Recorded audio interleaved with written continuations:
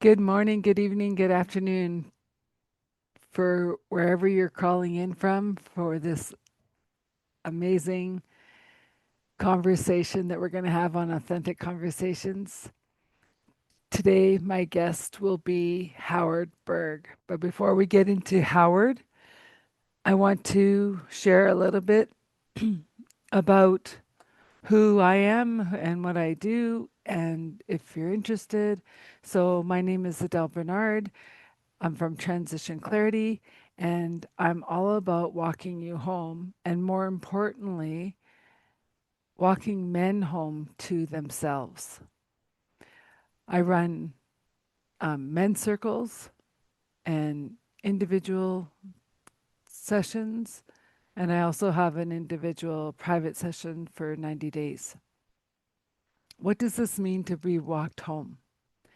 It's you're doing your work, you're doing the inner stuff that's coming up, or the shadow work, or the inner child, yet you're feeling a longing. There's more to life. For the men, it's the ache in their heart to be more than just the provider, to go to work and come home. They're feeling disconnected to their family, to their partners. There's, you know, where are they able to share that deeper connection? And with the work I do and the tools I have, it's clearing away those conditionings, the belief systems, the what's keeping you stuck from moving forward. And this life is supposed to be lived to the fullest, the best joy, the highest laughter, the deepest love. And if I resonate with you, and if you want to know more about the programs, I'll have it all in the notes for you. And more importantly, why I started Authentic Conversations is I'm meeting these amazing people that have gifts to share, and it just aligns with why I'm here. And so if you like what you hear today or on another podcast, please subscribe, share a comment, share with your friends.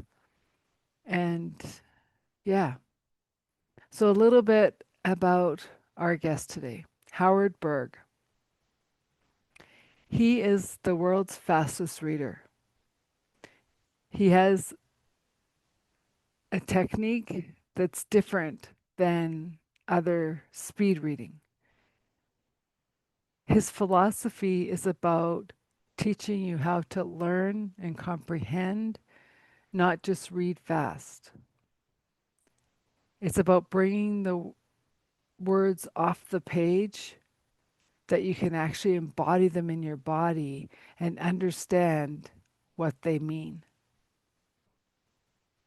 And with that, it's my great pleasure to bring on Howard Berg. So, Howard, welcome to the show. So glad you could come. Oh, thank you for having me. So, in the intro, I said, like you have a different system to speed reading, and that's what one of the things that I was attracted to you about was as a person who always struggled with learning in school. I think your approach is wonderful, Thank you. right? Well, the way speed reading's normally taught, it really doesn't work. Yeah, you remember the name of the book the next day, Yes. maybe, and who wrote it. You're not learning. And even Hmm. if you're remembering, it doesn't help. Like you could read a calculus book and remember every formula, and you could plug numbers into every formula and it would be right. But give you a problem to solve that needs multiple formulas in the right sequence, you would have no idea which one to use or how to use it or where to apply it. It's understanding meaning and significance Hmm. quicker. That's what people want. It's not reading, it's understanding and being able to use information. And I'm focused on that rather than just speed. It turns out you can read 100 to 400% faster with very good comprehension, retention, and understanding. But it's not just from reading, it comes from a variety of systems I've integrated that work together as a whole system. And that's what I kind of picked up from you was that it wasn't just about the reading. It was like, how are we embodying it to understand, to be able to use it in everyday life? When you need it. Yeah, When you were in school, you studied on Thursday, you tested on Friday, and by Saturday, you had no idea what you learned. If they told you at graduation, imagine even at college, before they gave you the diploma, there was one last quiz that they don't tell you. Name all the teachers and courses you had in the last 4 years. No one would get a diploma.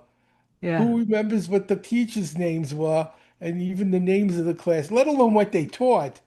yeah. So it's all short-term learning. You learn for the test, you test out, you get your grade, and you dilute it. It's gone. You have no desire to retain or recall it, which is a tragedy because you actually can I give an example? Absolutely.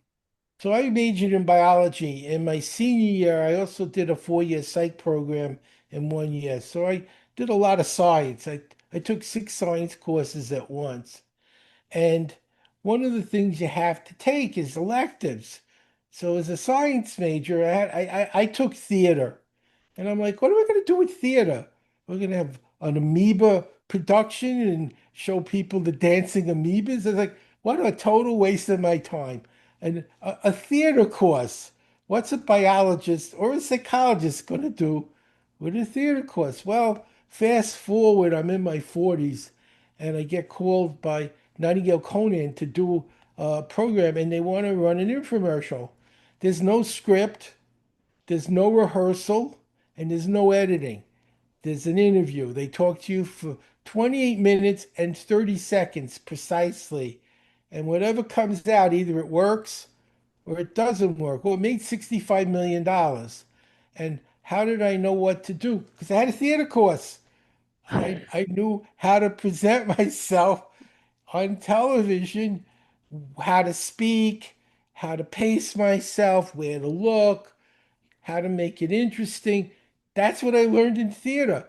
And who would have thought a theater course, which I thought was boring and had no use, would help me make $65 million?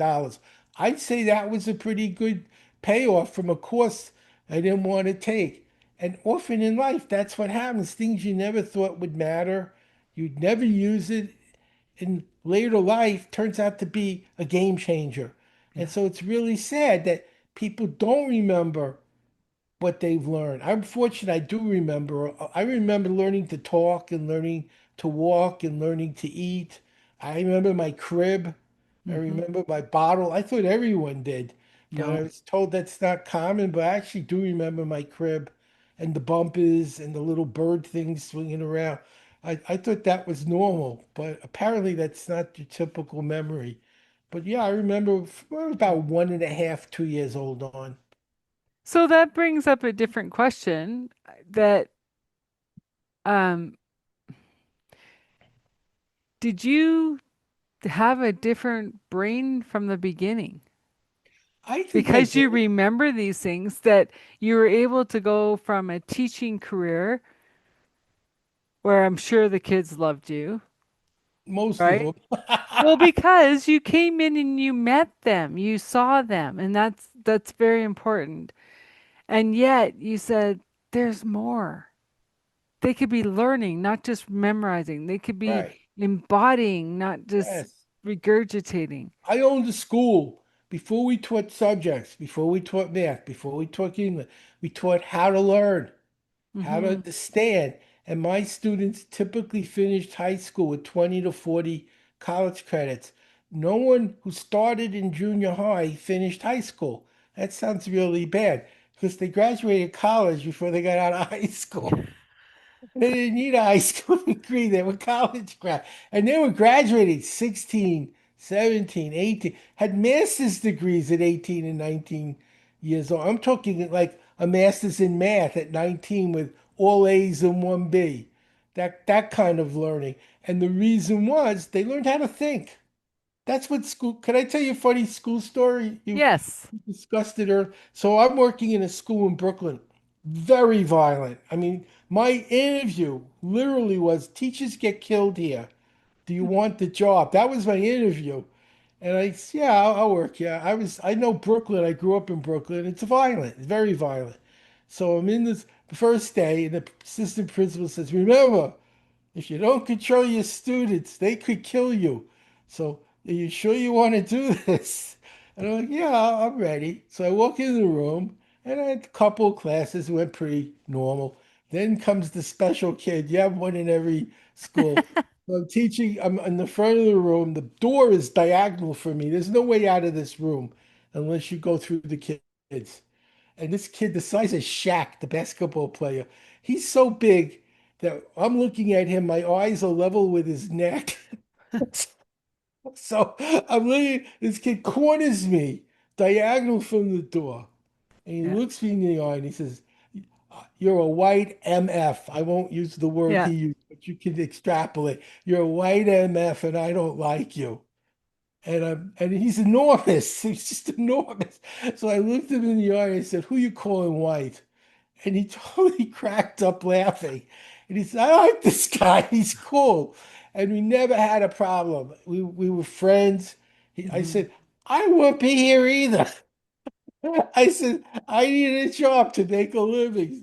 There are a lot of other things I'd rather be doing right now, just like you. So let's make the best of it. I'll try to make it fun. I'll make it interesting. And we don't have to suffer. We're stuck. You're stuck. I'm stuck. We'll be stuck together, but we can have fun being stuck together. And that was it. And they liked me because I was honest with them and I made it interesting and I made it fun. I didn't talk down to them. I Hmm. had a funny day. I walked in my room and no one was there. The room was empty. Now I'm like, am I in the right room? So I take out my schedule and like, it's Wednesday. Yeah, I look at my yeah, it's Wednesday. It's 2 o'clock. Yeah, it's 2 o'clock. I go to the outside, check the room number. Yeah, that's the right room. Nobody's here. And I'm the only one in the room. It's supposed to be 38 people. Like, where is everyone? The next day they came in. I said, where was everyone? They said, it was the first nice day. We all went to the beach. I said, why didn't you tell me? I like the beach. We could have had class We on the all got to beach. the beach, right? Why did you leave me? And that's why they liked it, because I was fun. I made it interesting.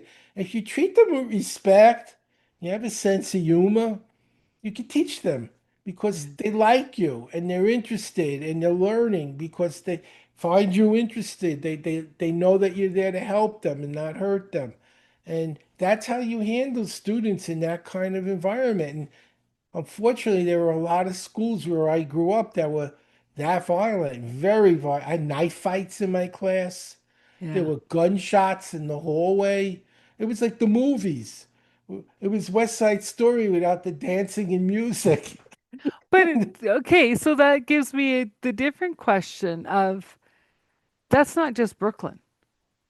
I No, mean, that is across all countries, I didn't right? know that. Yeah, like I mean, yes, predominantly you guys have more shootings, more tragedies, but you also have bigger schools, bigger like, the volume's bigger, so of course the crimes are going to be more. But and I said earlier that, like I I'm in a town that is known as Cowtown, right? We didn't have trauma. Yet, even in my day, 40 years ago, whatever, there were police in the schools. And I'm like, for what? Like, I didn't go to that school, but my friends were going to that school. And I said, what's wrong with you guys in this school? And this is what was really interesting. So that was where the first of the diet fads came out, right? In the 80s. And my friend was giving another friend a bag of the diet drink. They got called into the office for dealing cocaine. For diet drink? Well, it's the powder, right? She had it in a baggie, handed it to Oh, the oh, friend, oh, oh, and someone goodness. squealed on them saying they're dealing cocaine. Uh, And I'm like, it wouldn't even have come to my mind, you well, know? And my school, they wouldn't have reported them. They would have asked for some. well, but that's the thing, right? It's like, Yeah. so I want all teachers who are sticking it out in the school systems, wherever you are, thank you. Like, A hard um, job. It's not it's an a easy job. super hard job. People don't realize they get summer off. You know how many of them have nervous breakdowns and physically are exhausted by it? And it isn't like you go home, then you go to college to get your master's or doctorate degree, and Mhm, you're marking tests and making lesson plans, and you're in school and you make next to nothing, and you mhm. pay for tuition for college out of the next to nothing. And it's a really, really hard job. People do not think of all the kids that you cross the street so they won't hurt you. And now you're locked in a room with them all day and you can't get out. That's a teacher. You're in the room with all the kids that everyone else is running away from in the street and the door's locked and you're the only one in there. And that's exactly what teaching is like. And you're also sometimes the first person to care, the Depends first on the person to teacher. Depends actually, on the teacher. Yes. you And I know, did care. I cared a lot. I tried my best to help them as mhm, best as I could. I mean, I couldn't make up for all the trauma they had when they left school. My average student was dead before 30. That was just the way it was. They didn't live past 30 in that environment. They were shot or they overdosed. But that was the reality. It's hard to wrap your mind around that, but I'll give you, like, I was teaching reproduction in one of my classes, and a 16-year-old student comes up and says, I'll be good at this. I got three babies. Oh, I'm like, she's 16 and has three, but not a baby, three babies. So I'm like, she's been pregnant since she's 12, 13, maybe. And I said, well, that's why she doesn't do her homework. If you had three babies, you wouldn't be doing homework either. And it's hard to put you. And then I asked someone in the guidance department, what's the story? He said half the girls are pregnant and they were raped by their father or their brother. So that was the world that I was teaching in. And mhm. you're trying to teach science to a kid who's being raped by a family member on a regular basis. It's not an easy job, and it's not easy to be that kid either. So Well, but kudos for her to come to school. yeah, at Usually least they she get was there. pregnant, you Yeah, never see yeah, them she was again. trying. She was trying. Yeah. And I met them where they were. I didn't talk down to them. I didn't belittle them. I had fun. I made it interesting. I used my theater class. I made it entertaining. I sang, I told stories. And then when they were laughing, I'd say, now we're going to learn about bacteria. And because they were having fun, Yeah. and it was interesting. Now I can teach them something because their brains would have been like, I don't want to learn this. But they're like, hey, this guy's fun. I'm having a good time. And you'd show them something useful and they would remember it because they were having fun when you taught it. And that's how you have to teach these kids. I call it edutainment. Half the time is getting them in a state where they could. The first thing, I was a swimming teacher for 18 years with the Red Cross as a volunteer. The first thing they taught us was the law of readiness. It's not taught in ed courses, but it says you can't teach someone to swim who doesn't want to learn it. The Yeah. first job is to make them want to learn. And until you get to that point where they actually want to learn, they aren't going to learn. And Hmm. how do you get them to want to learn? By making it interesting and fun and edutainment. Now their brains are waking up, they're having fun, they trust you, you're interesting to them, and they'll listen to what you really wanted to do in the first place. But you couldn't do that until their brains opened up and said, oh, this guy's interesting. Let's see what he has to say. It's work. It's a It's work. skill, but they don't teach that in college.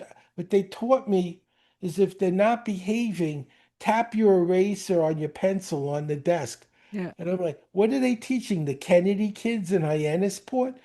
Tap you already. You could shoot a gun off in the class. They wouldn't know you did it. It was so chaotic. I said, that doesn't work. These people have never been in a classroom Yeah. with real students. I says, what you need to do is gain their respect and make it interesting enough that they'll connect. And that's how I teach everything.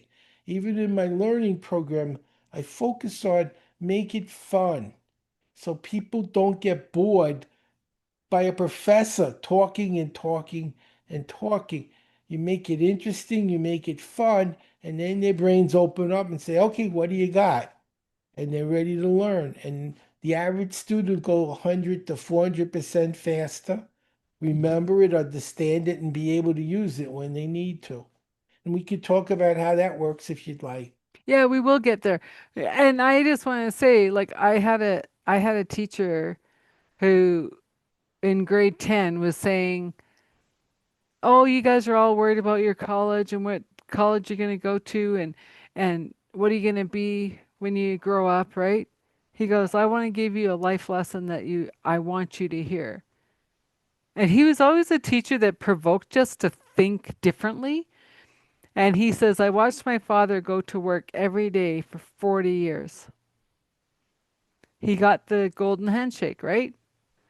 He comes home. The first month, he's getting up, getting ready, starting the day. The second month, he started, noon, he might have a shower. The third month, he was no longer there. He had nothing to live for. He says, the career is great. If you don't have something outside of that career, your life ends here. And I was like, ouch. But it's Right. true. True. I'm be 76 next month. And I'm building new companies and I'm making new programs and I'm learning new concepts every single day. I'm not thinking about what I did. Hmm. I'm thinking about what I'm doing now and how it'll build into the future. You can live in the past, you've already ceased to be.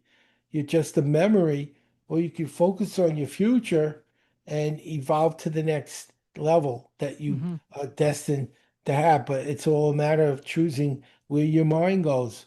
Are you going to focus on what your opportunities are now, or dream about them, or or think about what they could have been?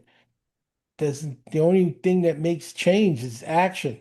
Yep. And the trick is right action. How do you get right action? You learn. These are real books. I've read Yeah. about 30,000 books. You learn information that will take you to the next level. One book on something you dream of doing doesn't mean you know anything. Maybe they didn't know and got lucky. Bad things happen sometimes by fluke. 10 people doing what you dream of doing that tell you how they did it, that's a business plan. Now Yeah. you've got 10 different people showing you, and you're like, they all did this. Hmm. And 9 out of 10 did this. And and you're like, and it worked. It worked. And now you have a plan. I'm going to do what they all did. They all got successful doing this. So the downside is supposed to be, how many read 10 books? When I'm done, I had an 84-year-old read 3 books in 3 hours. 84. So it isn't like, oh, I'm so old, I'm 50 or I'm 6, 84, 3 books in 3 hours, and remembered it. So it's not an age thing. It's about what do you really want from your life? Are you willing to learn what it takes to get what you dream of doing? And if you are, you can have an incredible life. You won't make more money working more hours Nope. or working more jobs. That's what people do. And what happens? You burn out. You're working days, you're working nights, you're working weekends, and after taxes, there isn't a hell of a lot left. Because they But take it all. they take everything. The only way to make more money is not to work harder. It's smarter. Yeah. Learn a new skill that pays more. So let's just say you're making 20, $30 an hour. Decent money, and not everyone even does that. But say you're getting 20, $30 an hour. Now you're making 150 to $300 an hour. Now you're making more money in less hours, and you Yeah. have more time to do things you really would rather do. And that's because you learned how to do something different that pays more.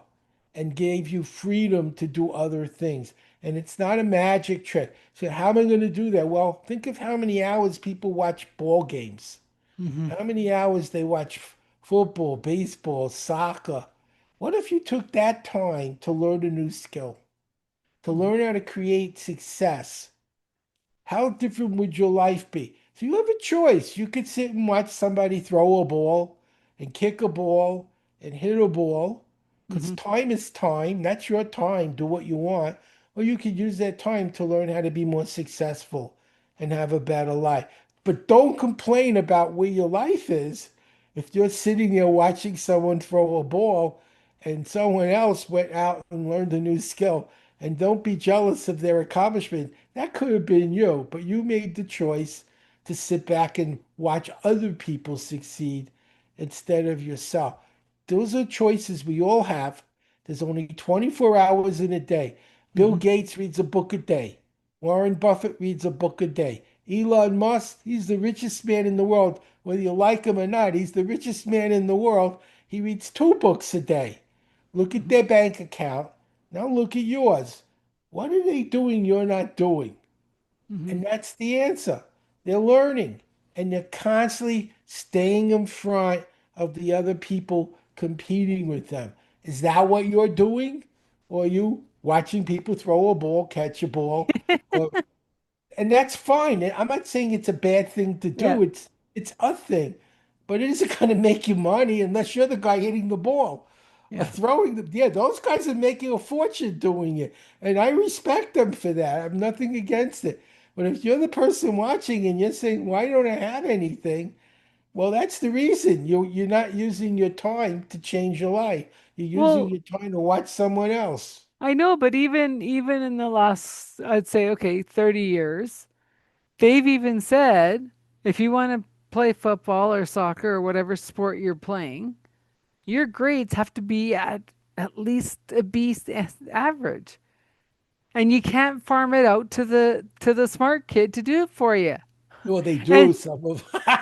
well, but they're stopping that though, right? I Because would hope so. It's not, it's disrespect. Can I tell you a secret? I worked with the new one of the New York Knicks at the Knicks training area. I'm trying to think of his name. He was a very famous basketball player. He told me something interesting. That the average professional basketball player works 2 years and their knees burn out.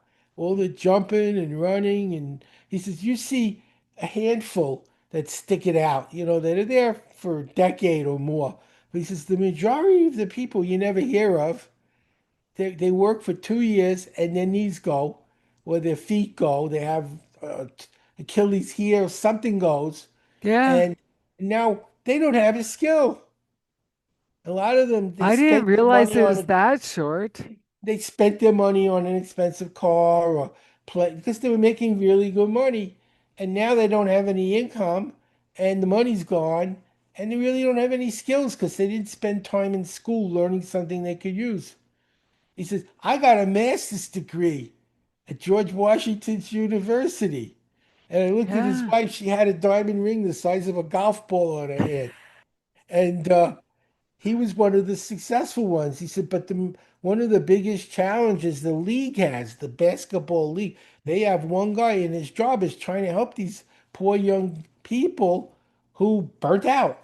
And he says, it's the majority. He says, 80, 90% of them, 2, 3 years, and they're gone. Physically, their bodies couldn't take any more punishment. It's very hard to do what they do. But And even Tony Robbins said that. He says, "You think I'm bouncing around the stage, running around, whatever? You know the toll it takes on my body being the size that I am? Like, I'm not a small guy. So every time I put my foot down, it ricochets up to my head." I can relate to that because I do that. I do a lot of live programs, and yeah, when I'm on stage, I'm on fire, and I go back to my room and I'm exhausted. I just collapse. Hmm. It's like you gave all you. It's like a star that exploded.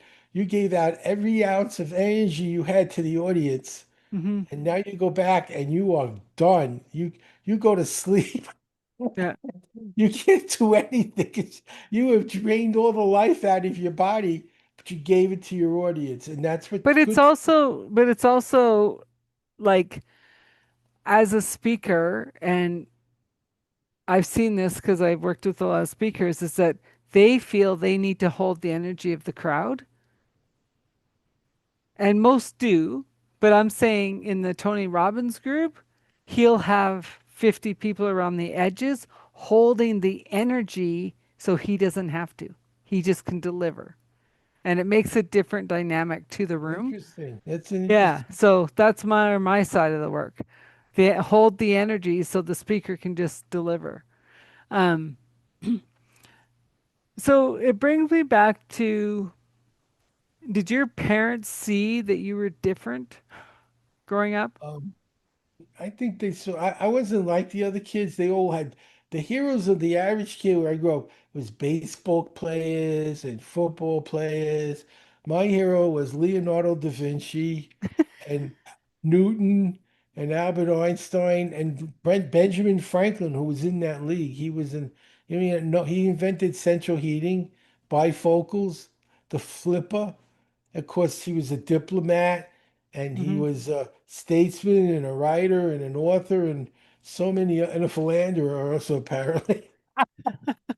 It's a funny story, but the reason America won the revolution is Franklin was sleeping with all these French women and they were friends with the king and he got to see the king through these romantic liaisons he was having and they opened the door and the king and his navy was the reason that the Americans won. They couldn't have done it without the support of the French. So Franklin's libido played a major role in Well, winning the but revolution. then that brings me to, it's the feminine rising. Don't negate the women. No, no, it's a shame because in so many places women aren't even able to express who they are at all, Yeah. and it's you think of how many Madame Curies there might have been in a more progressive culture. Well, and it's also they're also the quiet supporters, right? It's like the old saying, for every strong man, there's a stronger woman behind him. I believe it. My wife's very special, and Hmm. I could not do what I do without her help, and I acknowledge that. She's my inspiration. Yeah. And I tell you, it's my second marriage. My first marriage was a storybook marriage. Unfortunately, Stephen King wrote that book. So I know the difference. I thought happily married was an oxymoron. You could be happy or married, but at the same time, it was Yeah. hard to. I am now. So I think if you choose, I was too young. If you choose the person you should be with, it makes all the difference in the quality of your life and what you do with your life. If you have the wrong one, it's very difficult to achieve goals because it's draining. It's very draining. And the nice thing is she met someone and she's happy. We're still friends. It Hmm. was just a mismatch. That's the way I see it. We were too young. We made the wrong choice. And I needed to make her happy and be miserable, or she'd make me happy and be miserable. And no one was happy. Yeah. Now we're both with compatible partners and we're both happy. So you don't need someone else to be miserable to be happy. Too many people, particularly when they have a bad relationship, um, they thrive on the pain and suffering of the other person. And your joy shouldn't come from someone else's pain. Hmm. There's enough joy in the world. Everyone could be happy, and you don't need to wish bad on another person. Work on your own pleasure and success. It's a better Well, use of your time, and that brings us back to meeting people where they're at, right? Like if you show up in love and kindness, you're going to get that back. It might come as a weird way, like that student showed you, but right? you guys respected each other. And I liked him You had your legitimately, two words together and then you left friends. and I liked him. He liked me. I legitimately liked him. I mean, I understood where he was coming from, and I acknowledged it. Mhm. And we moved on. Mhm. And from that point on, we never had words. And in fact, if someone would talk while I was teaching, he said, "You be quiet while Mr. Berg's talking." He was my protector. He kept the other kids in line for me. Yeah. Biggest, strongest kid in the class. So Yeah. he was the alpha male. And if the alpha male said, "You be quiet while Berg's talking," they got quiet. Yeah. And I was grateful. I don't know. I appreciated what he was doing. It helped. Yeah. And he felt good about it also because I showed appreciation that he took the time to help. That's the way you run a classroom successfully. Yeah. Well, and I'm going to go back to your elective that you didn't want to take. Do you think you were your God led to that? I didn't hear the question. I You, said, like, when you think about taking that drama class that you didn't want to take, do you think you were led by God or spirit or like saying, take I this think because it there's a will help you? destiny. Yeah, I wouldn't be surprised if that's the case. Um, I think we're kind of guided. We get the choice to make decisions. Mm-hmm. Doors are in front of us. You can walk through the door or ignore the door. Mm-hmm. And when you ignore the door, the opportunity that was given you doesn't materialize. So I'm a risk taker. I've been on about 3,000 shows. Some of them are difficult, like Howard Stern. They were very caustic. And if you go on a show, that could happen. And you, Yeah. you have to be prepared for that possibility. It doesn't mean you don't do another show. That's just like you have a bad day at work. People have bad days at work. That doesn't mean you quit your job. Yeah. You learn from the bad experience and you move on. You could be fixated on the problem. That's important. I want to talk about that for a second because one of the most important things to be successful is to ask the right questions. If you're asking, why am I a failure? Your brain will tell you, you're lazy, you're stupid, you're ugly. It'll go down a list of reasons that you're a failure. And that will do absolutely nothing to fix the problem. What you should have done is said, how can I be successful? Mm-hmm. Because your brain can do that too. And Mm-hmm. so you have to be very conscious. It's called the meta program, what you're thinking. When you're studying, you're saying, this is stupid. I don't want to know this. Then your brain's hearing, don't learn it. And guess what? You don't. And then the Yeah. next day when you need to use the information, it's gone. You're like, why can't I remember? I studied so hard. You said, I don't want to know it. So your brain says, fine, we'll forget it. What if you said, how can I learn this faster and better?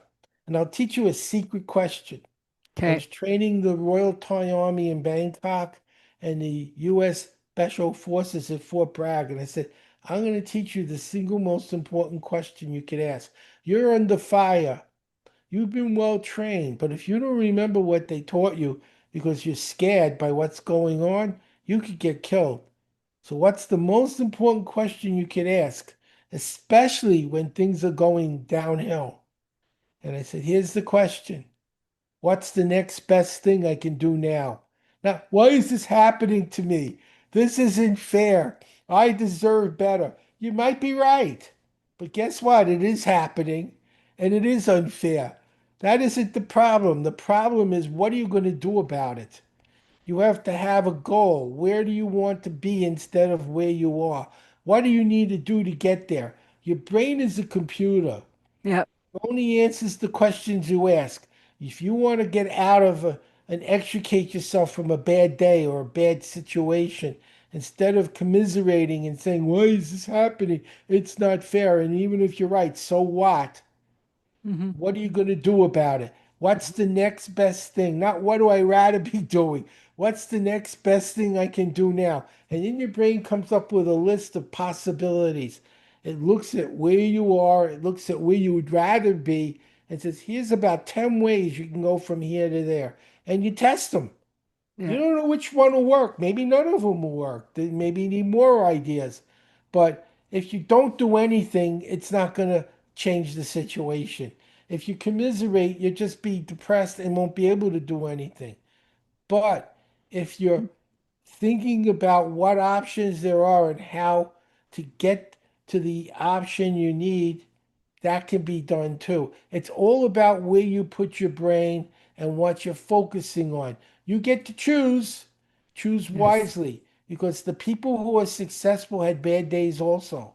But they made very good choices. That's why they're successful. And if you're not, you may going to look back at some of the choices you made and see where you could have made a different choice. And it's not too late. I'm 76, I'm making changes. I'm Well, constantly reevaluating what I'm doing and what would be a better way. and that's a key distinction of like, okay, this door closed, but this window, that door, they're all opening. And it's like if one door closes, it doesn't mean that opportunity is gone. It's just you chose differently at this point. And the bigger thing is you don't have to keep your choice longer than a second. You can No, change again and say, yes, "Oh, I picked A. Oh, I should have picked C." Well, change to C. Who's no one's exactly. saying you're in quicksand having to stay in A. So, Exactly. Exactly. That's 100% right. You don't know if the choice you made will work, but you know that it's the choice you made. And then you keep going. You keep trying mhm, until the choice works. You go through as many choices as you need. You never stop trying to reach your goal. You may have to go through a different door. You may have to reconsider the goal. I yeah. had a very different goal for me in life. I wanted to be a psychobiology professor. And then I found out for every 1,000 PhDs in psychobiology, there were two jobs. So I'm saying, okay, so the odds are 500 to 1 against getting a position in this field. It doesn't sound too promising. I Well, said, yeah. I said, do you want to spend 5 years going to graduate school and $250,000 for a field that you have one chance in 500? And then with all those people, the income is terrible. Because if you say no to a bad income, one of the other 499 people say, yeah, I'll do it for that. So there's no upside to it. So I said, I got to go through a different door. And I did. I used what I learned to build programs on how to use the brain and learn faster and better. And it was much more profitable. It made more than any professor on earth in that field ever made. And it was the right choice. But it was a different door than the one I envisioned. But I still did psychobiology. Yeah. But I also want to bring it back to so when you're in that transition without even knowing it, going from teaching to doing these courses, so you can teach all of us how to embody what we're learning. Like it was the black and white realization of I can teach, get worried about getting killed every day, or I can do this for 3 hours and make more than I did in a week. And that's what happened. I was Yeah. making more money on a Saturday teaching my class and selling product than I made in a month teaching in a school. And I'm like, well, where do you want to put your time? Do you want to work for 3 hours and make a month's wages or work a month and be drained of all your energy? I says, which direction you think matters makes more sense. And it wasn't hard to decide. Do I want people threatening to kill me and violent and don't want to learn, or I want to spend my time with adults who love what I'm doing and enjoy it and spend a fortune on what I'm doing? I said, Hmm. which one works better for me? And That was an and you easy door to pick. I know, but you talk about the swimming and the swimmer has to be ready to jump in the water, They right? can't And go in the those water, they adults, can't swim. I know, and those adults are showing up saying, "I am ready. I want to learn." And I Right? could teach Because them in one day. they probably went through the school system and got lost in the shuffle and said, "Well, I graduated, but I don't know anything." And they're not wrong. The school system is not designed to make you successful. I can No. tell you the root. Why is there free education? Because when the Industrial Revolution started, majority of people worked on farms and Yeah. they need factory workers. So school, the bell rings and you start. The bell rings, you go to lunch. The bell rings, you come back. The bell rings, you go home. So you go to a factory. The bell rings, you start. The bell rings, you go to lunch. And you don't question. School is shut up and listen. It's not, I don't think you're right, teacher. No, that isn't a good strategy in a school. I think you're wrong. No. So what's in business? You do what you're told. You keep your head down and you wait for the bell and then you go home.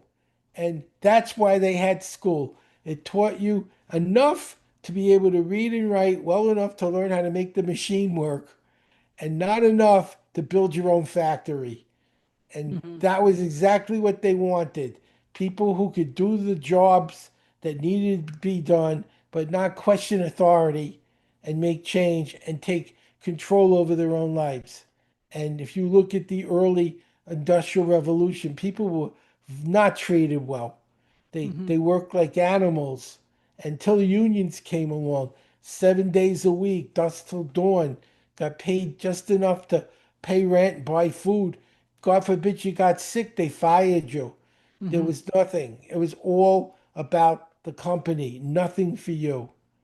And unions made a difference, and people got a 5 day week, and they got health care and other things. It wasn't done because they liked you. It was done because if people went on strike, they lost money. So it turned out to be cheaper to pay people a salary and take care of them. But it wasn't done because they wanted to do that. Hmm. It's done because they didn't have any other option. And Hmm. sometimes you have to take a stand, but school is not teaching you to think for yourself. School is But the about, Yeah, but I mean, it's only the factory workers, the union workers that actually got that. Like all companies didn't do that, and that's well, what's 5 days a week became standard. It well, wasn't yeah, but I seven. mean, even like even nowadays, like I'm still like miffed at the fact that women don't have a right to have No, maternity no, they leave. don't. No, no, they don't. Oh, in America, they don't have a right to decide whether they want a baby or not. In the state of Texas, if a woman decides she doesn't want to be pregnant and she goes to New York to have an abortion, she could be prosecuted for leaving the state. So she's Jesus. doing something that's legal in New York. It's not a crime in New York. It's a crime in Texas. It's like if marijuana is illegal in Texas, but you go to Colorado and you get high, and when you come home, they're not going to prosecute you for getting high in Colorado. It was legal. You didn't do anything wrong when you were there, and you're not doing it where you live. The same thing. She's going to another state to make a health decision that they don't approve of, and a lot of people would agree with that decision to not let her go. But she went because she's free to go anywhere she wants. And now they're going to prosecute that she went to another state to do something legal there. And when she comes home, anyone who helped her could be prosecuted. They'll Which prosecute is the doc. so Yeah, wrong. that's the law. This is just the world we live in. It's an imperfect world. If you want to change it, you elect other people who don't agree with that and agree with some. And if you agree with what they're saying, and apparently in some places they do enough that they keep electing people who agree with it, and that's a choice. They could vote these people out and put other people in, but they don't because the majority in that area feel the same as the law.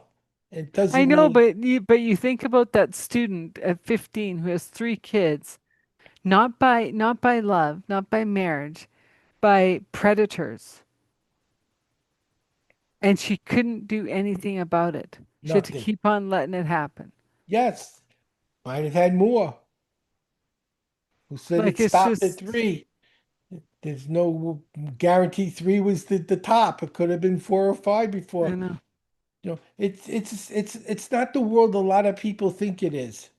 No, I it's a see messed up world. We gotta there's a change it. lot there's a lot going on that thank God a lot of people aren't aware of. They don't have to live with that, but a lot of these kids, this is their world, and it's a very, very violent world and a very dangerous world. At least my school, and I know this isn't typical. The school I worked in had a 2% graduation rate, and I volunteered to help, and the principal said it's not in the curriculum. So I'm thinking, what am I going to do to ruin your numbers? You got a 98% failure rate, but he's the principal. So I'm in my class, I'm teaching biology, and one of my kids says, I don't know how to do the homework. I said, well, all the answers are in the book. He says, I don't know how to find the answers.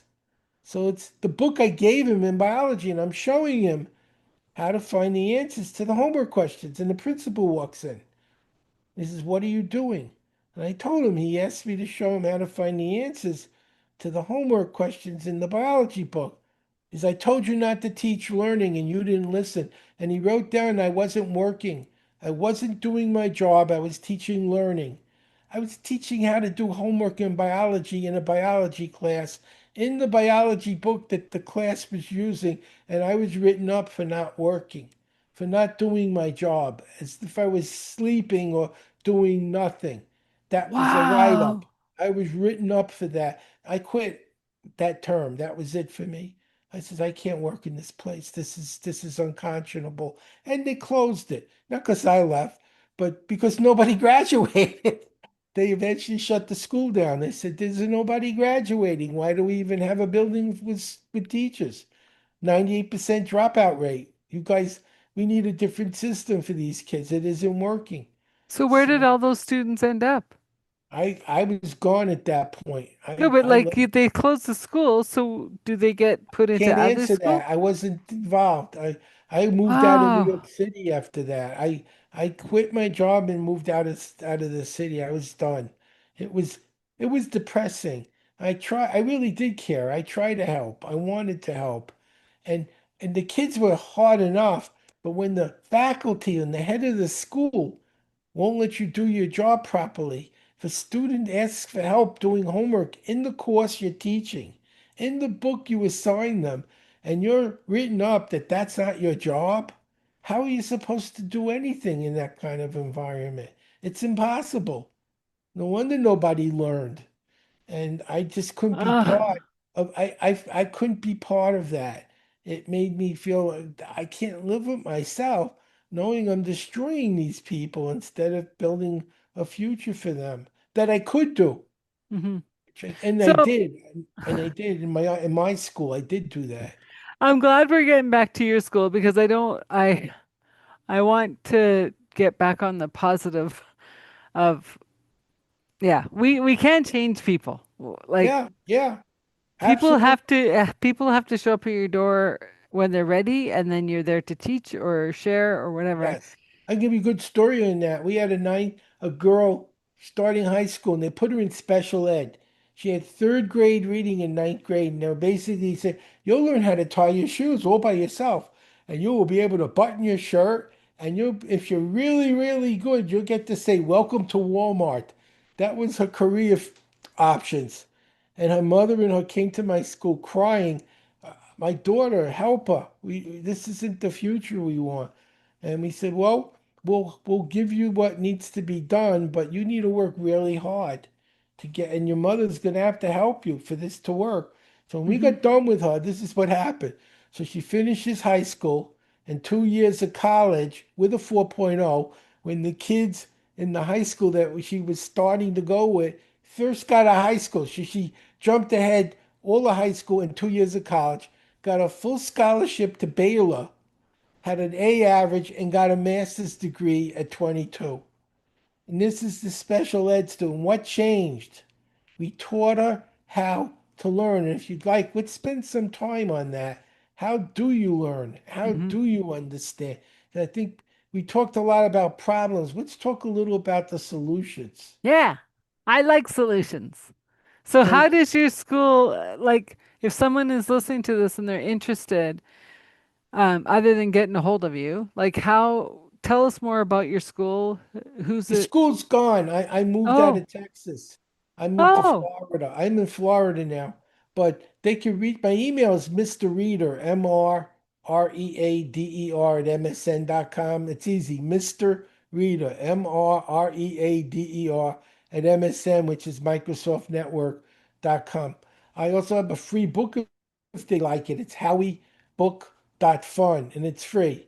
And it teaches the secrets to learning. So that's a gift for anyone who wants it. What I did differently, I use reading to find what I need to learn, and I'm teaching people how to know what they need to learn. Don't waste time learning things you never need to know, which is a lot of what people do now. Okay, now you found it, but you didn't understand it. How do you learn things that confused you? Hmm. Strategies for making this isn't reading anymore. Now it's like, "Oh, I read the calculus book. I have no idea what I just read. I read the organic chemistry book. I don't know what that means. You got to learn it. So what do you do now that you read it and it made no sense? You got to Hmm. have strategies for it to make sense. I teach that. Now you understand it. Do you need to remember it? If so, here's memory strategies so you don't forget in 5 minutes. You can remember it when you need it. And then, big one, emotional intelligence skills. So you don't get nervous taking the test and forget everything you learned. I teach you to drive. You're ready for a road test and you fail. Why'd you fail? I got nervous. It was a test. What if I also taught you to stay calm during the test? How many more successful students would I have? And in business, are you teaching people how to create the state they need to do what you're telling them? If they're in the wrong state, even though you gave them the right information, they're nervous, they're anxious, they don't remember what you told them. They're not going to get results and they're going to blame you. And Hmm. what did you do to fix it? So I'm teaching companies how to make information sticky. You don't just tell them what they need to do, but how to remember it when they get home. You're not just telling what they need to do, but how to be in the right frame of mind to do it correctly when you need to do it. Emotional intelligence, these things all combine. Now you got a system for learning, even technical things like chemistry, accounting, very high level. And of course, if it can work on a high level, it'll work on easy stuff even better because there's no challenge reading easy material. But the real challenge of going to medical school, law school, I had someone who failed the bar over and over again. I taught him how to learn. They passed the bar. Another one was going for Microsoft certification. They didn't speak two languages, they spoke four languages. English was their fourth language, and they failed. Taught them how to study, taught them how to think, taught them how to learn. They passed the test that they failed four times. It's about learning to learn, and that's what I do. I teach how to learn. And if you'd like, I could do some demo with our audience to get them started. Okay, let's do it. Okay, so I'm going to show you how to read about 20–40% faster in 90 seconds. Okay. When this is over, pick a book you've read, a book that's easy to understand. And the reason I want that, I want to make sure the only thing that confuses you is when you're reading too fast, not because the book is too hard. So if you're Okay. reading organic chemistry, you don't know any chemistry, there's a reason you're confused. It's really hard. And if you read it slowly, it would still make no sense for a lot of people. So pick a book that you totally understand. Now there's only one reason you're confused. You went too fast. That's how you know you went too fast because you're confused and you shouldn't be because you already understand it. Hmm. Take a minute. Maybe you have a smartphone and you have a smartwatch, time yourself for a minute. Go to the first chapter of the book and see how far you get. Read normal, nothing special. At the end of the minute, take a pen or a pencil. If it's your book, put a little notch in the margin where you finish. That's how far I read now in a normal minute. That's what I can do. Now, the magic. Go to the next chapter. You're going to take your hand and go across one line at a time with your eyes following your hand. And this is the key as fast as you can comprehend. If you know what you're reading, go quicker and quicker and quicker till you don't.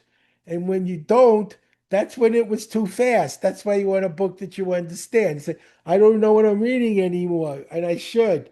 So you slow down just enough that you start understanding. And for 5 minutes, use your hand one line at a time. Keep the eye moving. Don't stop. As fast as you can understand. Not faster, not slower. After 5 minutes, go back to the first chapter where you timed yourself for a minute and time yourself again. Use your hand to go as fast as you can comprehend. And that little mark, you're going to pass it by 20 to 40%. Just doing that one single change. That's why Wow. HowieBook.fun has a lot of strategies like that in it. And it's free, there's no charge. And then I'll give you another strategy. People say, "Oh, well, how do I remember anything?" And you're reading 80 pages a minute. How do you remember? There's a lot of ways to memorize. I'll show you one out of many. And different ones work differently for different people. And different, what you do to learn a language may not work in a science book. What you do Hmm. in a science book may not work in the newspaper. So I give them a tool chest, different things you could do, which one works for you in that subject. So I'm going to give you 10 things to remember. And for our audience, don't write this down. I'm going to have you speed memorize this in 3 minutes. Oh no, Do we're it recording. effortlessly.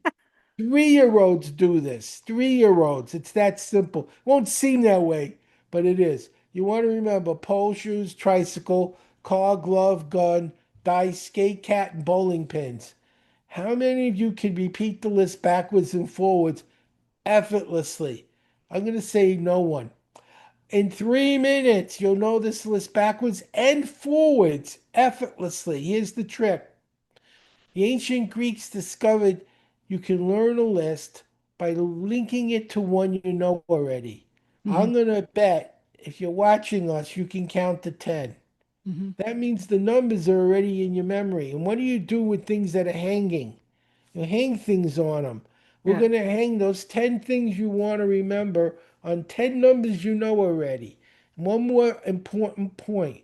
When I ask you to say it aloud, do that. It'll lock it in. This isn't the drill. This is Okay. a tool you'll use for the rest of your life. But if you don't remember it, it won't help you. So when I say repeat it the way I'm asking, do that and it will work. So the first thing is the number one. The number one looks like a pole, like a Okay. flagpole. Or, oh, I see the lighthouse. Looks like a lighthouse. The number one, it's a pole. So when I say one, say pole. One.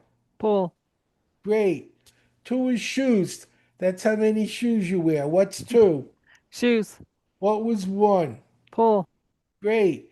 Three is a tricycle. Three wheels on a tricycle. What's three? Tricycle. What was two? Shoes. What was one? Pull. You get smarter. Four is a car. There's four tires on a car. What's four? Car. What was two? Two. Shoes. One. Pull. Three. Tricycle. See how it's working? Five is a glove. There's five fingers in a glove. What's five? Glove. What was three? Tricycle. One. Pull. There's six gun. They love them in Texas. They're cowboys. Okay. Six gun. What's six? S- Six gun. Four. Car. Two. Shoes. Great. Lucky seven and dice. I know there's a casino up there. Lucky seven and dice. What's seven? Dice. Five. Giving you a clue. Glove. Three. Tricycle. One. Pull. Rhymes work. Say eight skate. Eight. Skate. What's eight? Skate. What was six? What did they love in Texas? Lucky gun. They love the guns. Okay. Four. Car. Two. Shoes. We're almost done. Nine. How many lives does a cat have? Nine. What's nine? Cat. Lucky seven. What game? Dice. Five. Glove. Three. Tricycle. One. Pull. 10. How many bowling pins are in the alley, in a bowling alley? How many bowling pins? 10 pins. 10 bowling pins. What's 10? 10 pin. What was one? Pull. What was two? Shoes. What was three? Tricycle. What was four? Car. Five. Glove. Six, Texas. Guns. Lucky seven. Dice. Eight rhymes with Oh, eight. Skate. skate. I was like, Eight skate. ah, Okay. Nine. Nine lives. cat. 10. Pins. You just learned how to speed learn numbers. Let me show you how to do it. Each of these is a picture. Yeah. The number zero is the 10 bowling pins, everything on one to nine. So let's imagine you're in a hotel and your room is 314. How many times when you got to the lobby, you didn't know what number the room is anymore? So we're gonna make pictures. Three is what picture? What's three? Tricycle, What's one? pole, What's four? car, A tricycle hits a pole on a car. car. See that in a movie. A tricycle hits a pole on a car. Tricycle, what number? 3, Hits a pole 1, on a car. 4. That's your hotel, tricycle pole car. It's also pi in geometry to Right. learn a circle. So now you know how to learn numbers for science, for math, business, percentages, due dates, phone numbers. Remember the zeros, the 10 bowling pins. Now you can speed memorize numbers. That's how easy the whole program is. I That's make it amazing. and fun and fun. Isn't that fun? Yes. So don't quote me, but I think this is kind of part of Dale Carnegie's stuff Um, he does because some of it. I actually have a couple of hours on memory, not just one thing. I don't have a whole, I'm not doing a 9 hour program right now. I'm no, just no, but giving, I'm just saying, like, if I remember right, it's called like he pegging. was, but it was like trying to remember names when you're in networking, Yes, yes, right? it's called Steve with pegging. long sleeves Yeah, and yes, yes. yeah, And it's one system. There's many yeah, systems. yeah, And in my full program, I don't do just this. I do many different systems because what helped you learn Spanish may not work in science. What yeah, helped you learn science may not help you remember a novel. So we need different tools for different people and different subjects. What you use in science, I may use in language. What I use yeah. in language, you may use in a newspaper. We're all different. The Hmm. system should adapt to you, not Hmm. you. I don't say, this is how Howard does it. Do it like me. No, you're not me. Do it like you. Here's the choices you have. Let's see which one works best for you and then use it for you because it's the way your brain wants to learn, the way your brain, and you're correct. I mean, I've read a lot of stuff from different people, came up with my own stuff as well, and I took the best of everything I could find and then put it together and made a new program. And that's how it works. So I'll give you one more thing comprehension. People often say, what do I learn? You ever been in a book? You're like, I don't know what to learn. There's just so much to learn. What am I looking for? What if I told you you only have to learn five things? Okay. Like, would you like to know what they are? Yes. The first thing is vocabulary, the words. 80% of a new subject is words, Okay. vocabulary. The Okay. second thing is names. Who's in your book? Why are they there? What does this person do that got them in a book? Yeah. Third thing is any number. It could be a number, a date, a statistic, a formula. It's a digit. It's not words. It's a number. What does it mean or how do I use it? Could be a date. It could be a formula. Hmm. The fourth thing, and particularly nonfiction books, there's headings and subheadings. They're Hmm. like file folders. They break up the data into chunks of meaning that connect in some way. What are the five main ideas in every section? It could be more. Usually there's at least five. What are the five things you should remember here that are the most important things to know? And the last one, and this is a big one, any questions and answers. Most of the textbooks, there's a question at the end of the chapter. And what happens, you read 40 pages, there's Hmm. 30 questions, you don't know any answers. You gotta go back and find the answers. What if you read the questions first and you knew what you were supposed to know before you missed it? And what would happen when you found something you knew you had to know?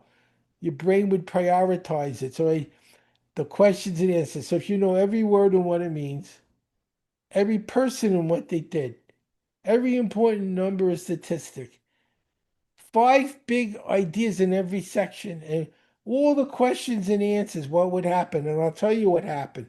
We took a group of kids, 11 to 15, very young. We gave them a 30 chapter book in lifelong developmental psychology, which is a sophomore college class. And Hmm. they're 11 to 15 years old.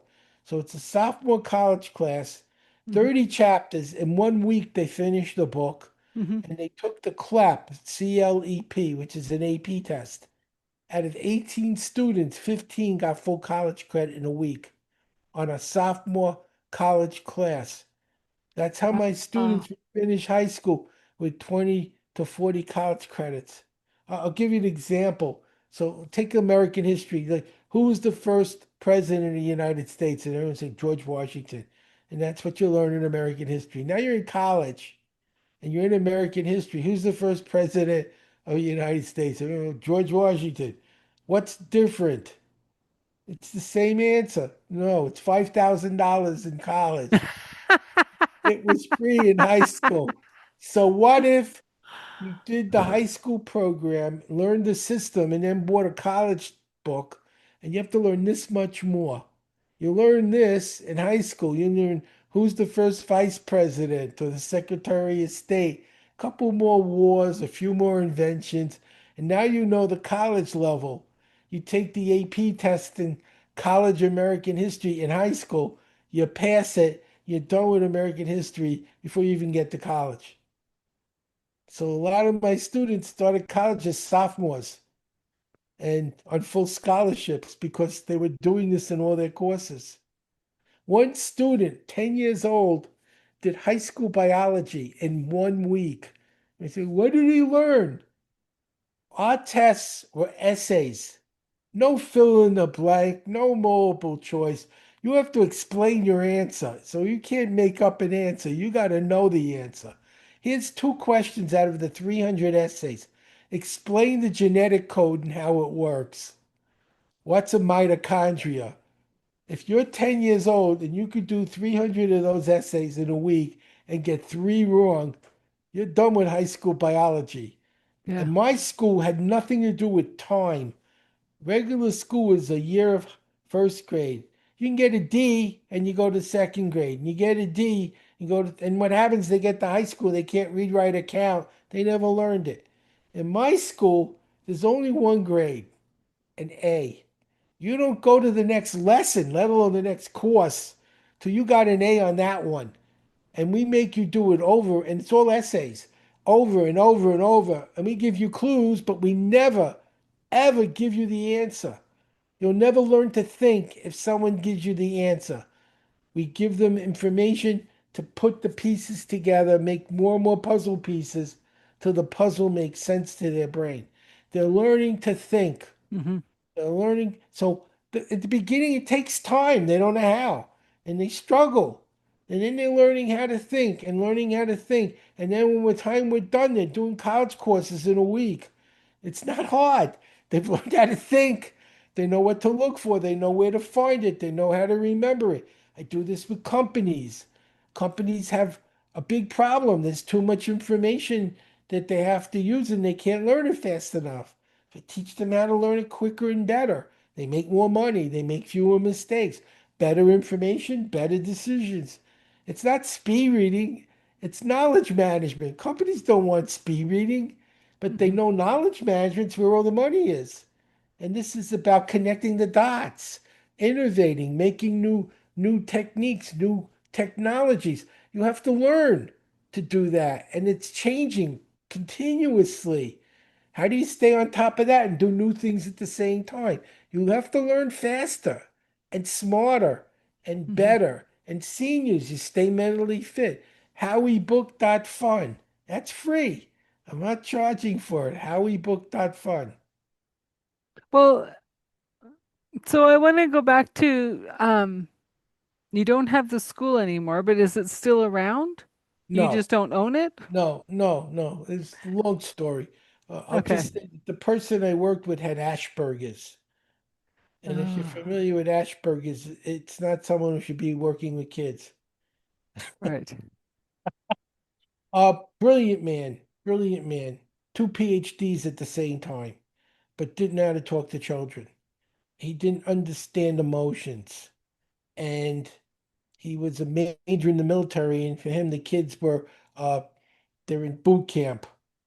And they're not in boot camp, they're in school. And he talked to them like they were, he made the drill sergeants cry at boot camp. and he Yikes. treated the kids like he treated the sergeants.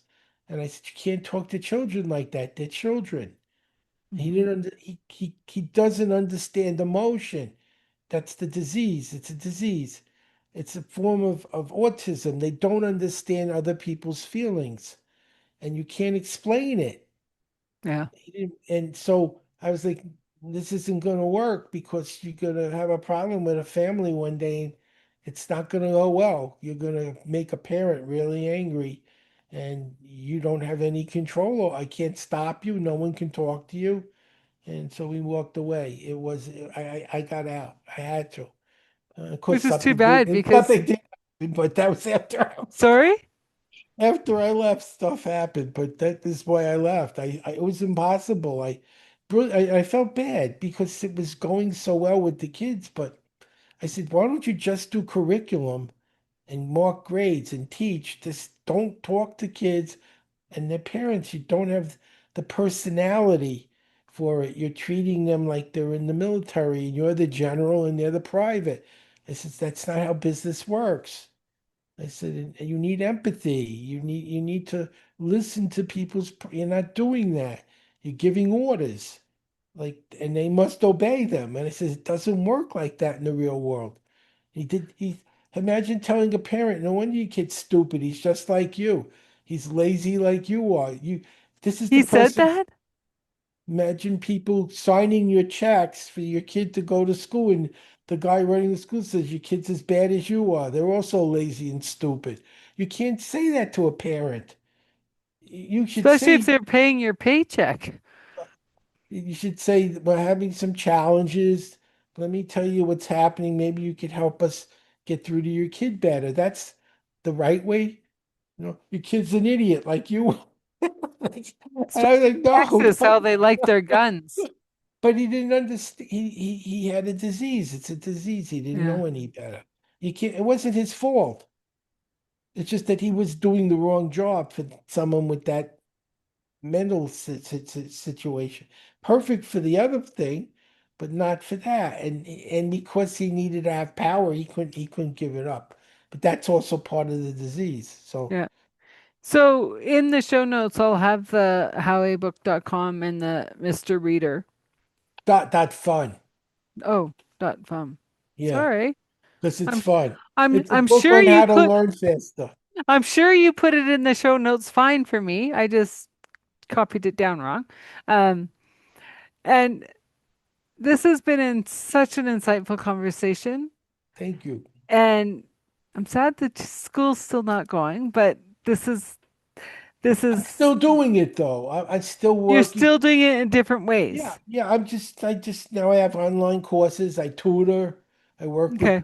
individuals. I work with companies. I help them develop brain-friendly information so their customers understand clearer what they're saying. The people in the business, when they teach them new things, they remember what they learned at the training. It's not like, well, we had good donuts and I made a few friends 3 weeks later. They actually know what you taught them 3 weeks later, 3 months later. You taught them for a reason. And if they don't remember what they learned, what's the point? Yeah. Yeah. No, and this has been fabulous because um as a person who always had the learning challenges, um I love every little tidbit that helps me learn better and faster. And my biggest thing with school was that I was like, we're never going to use this in real life. I got a story in Calgary. I taught at the university many years ago, and one of my students had a brain injury. They were in a Jeep, and the Jeep rolled over and crushed their brain. Hmm. Half of their brain was dead. When you do an Hmm. only one hemisphere of their brain was functioning. They only had half a brain, and they were at the college, and it was really hard. Half a brain. Hmm. They took my class. In 4 hours, they read 100% faster, remembered it and understood it, and they wrote down, "You've changed my life." I Wow. had half my brain destroyed in an accident, and you just showed me how to use the other half and fix the problem. That's why I do it. I Yeah. mean, those stories, they matter to me. I mean, look what, I mean, how could you not want to do something like that to make a difference in someone's life when you can? Yeah. I mean, that's what keeps, I'm young, I'm not a kid anymore. I'm 76 next month, but I do it because I care about what Well, happens.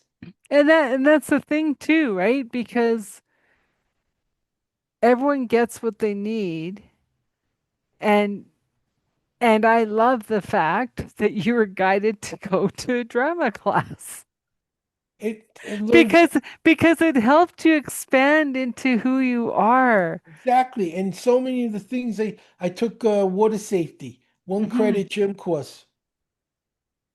18 years later, I'm in a pool swimming. I'm not the lifeguard. Still a water safety instructor. And I noticed the guy next to me isn't moving right. And I go over, he was dead. He had a heart attack and died in the pool. I wasn't the lifeguard. I just know what to look for because I teach lifeguards. And there's only two people in the pool, me swimming and the dead guy.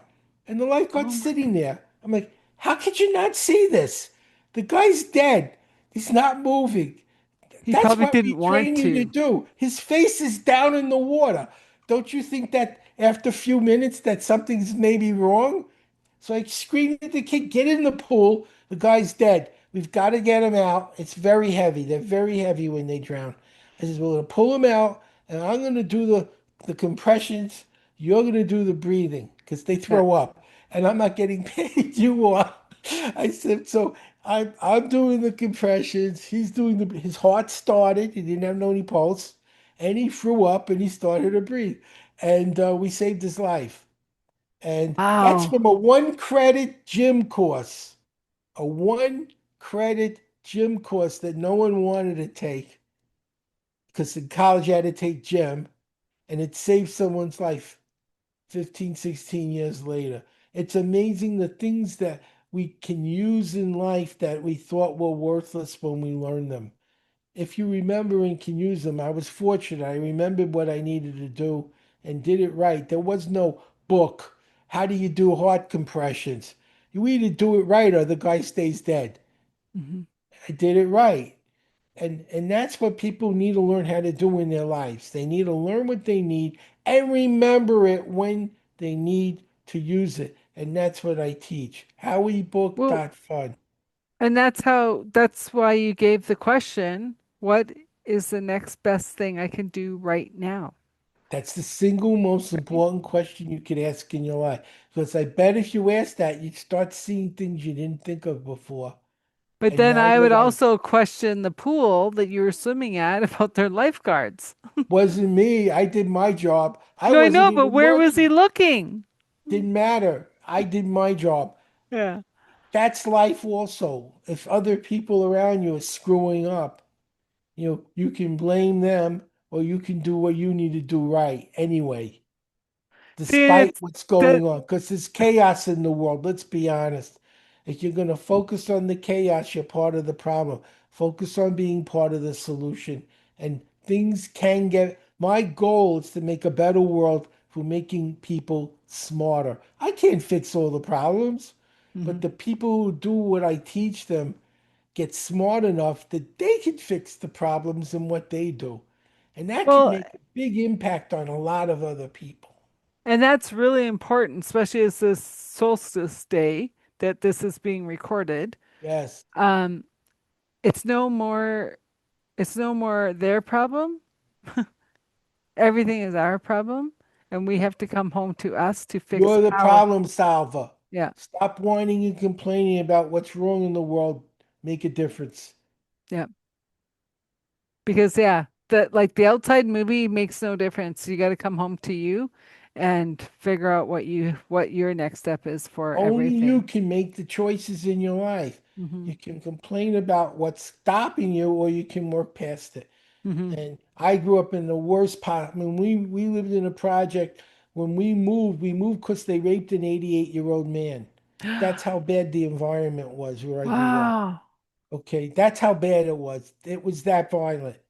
And despite that, I turned out okay because I focused on what I had to do, not on what was wrong, on what could I do. what the next best thing I can do. That's what everyone needs to do. If we all did that and we learned how to learn and understand and remember and master things that are challenging and learn new skills, we'd all have a better life. And I'm hoping people will take advantage and give me the opportunity to do that for them. Well, I could talk to you all day long. You're the Okay. most inspiring. Um, yeah, just full of life. Like, yeah, it's just made my Thank you. day. I'll come back and I'll teach you how to write a book in a day. That was another. I did my last book I wrote in 5 hours. It went #1 on Amazon. Without And Chat GPT? no, that was me. No, no AI. Well, no, that's awesome because No, I everyone goes, used AI "Oh, it's and easy to write a book. You use no, with AI," and I'm AI, I like, can do a book in 40 minutes with AI "Wow." from scratch. You, okay. I'm just gonna say this is Authentic Conversations with Adele. Today's guest was Howard Berg. What a delight. I hope you listen to this, you take the notes. This has been awesome. Thank you for being on the show. Thanks, everybody.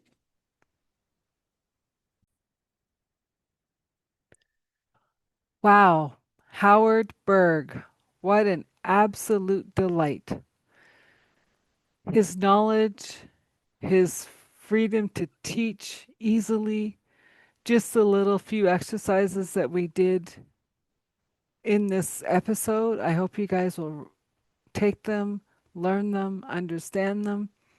We also have in the show notes his free offer of um, the book, and you can follow him. And I hope you do because he's teaching what other people have no idea what to do. If they can take a person who had an accident, only has half a brain, to get straight A's in college by using their brain differently and more functioning than the brain they had before the accident, I don't know. That's something to listen to.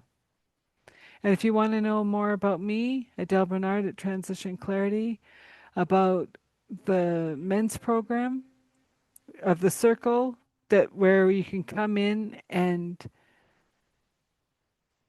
share what's on your heart without judgment, without shame, a true place to truly be yourself because you're doing the work. Let's just step it up a notch, just like how Howard was saying, right? Read the questions in the book before you read the chapter. Maybe biology won't be that hard of a class anymore. Anyways, it's been lovely. Please subscribe, share, like, comment. We'd love to hear from you. And if you like this episode, please share it with all your friends because this is where the true learning happens. Until next time, have a great day.